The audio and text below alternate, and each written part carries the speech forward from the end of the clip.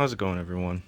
So I was trying to keep this video to a minimum of me talking because I know I talk a lot and it gets boring, but I figured I should just kind of explain to you guys a little bit about what you saw in the build montage, because I know I didn't really explain too much. Well, some of the stuff, most of the stuff that you saw wasn't really in the CAD. So yeah, so as you saw, I put together these little light bars. So this one's for the back,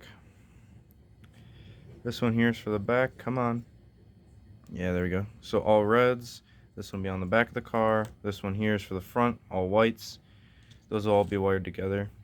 You didn't see the CAD for this servo relocator, as I called it, but you saw me putting that together, struggling a little bit. But I did not close this. Oh, I closed it, but I did not actually melt that together, and that's because I want to go back and put white lithium grease on it, like a dry lubricant, basically, just to keep the noise down. But I don't know if you guys can hear, but the servo does actually turn in there, so that is something that you guys didn't really see.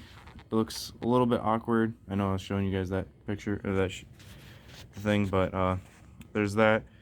So these, you saw me re-melting these two together, and that's because I reprinted these a little bit longer, because the original ones only stuck in here just like a hair. So now I'll have more room to adjust once I get the servo centered and everything all wired up, and I'll be able to adjust this. Another thing you guys didn't see was I actually made a two mounts, one for the Arduino board and one for the ESC.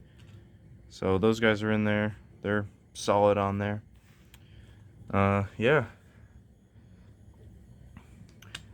So I don't know. I guess that's pretty much it for this video. Next video will be more printing, all the drivetrain stuff, and then assembly of that. As you can see, yeah, I'm printing a wheel right now, getting one printed. So yeah, we'll see you in the next one.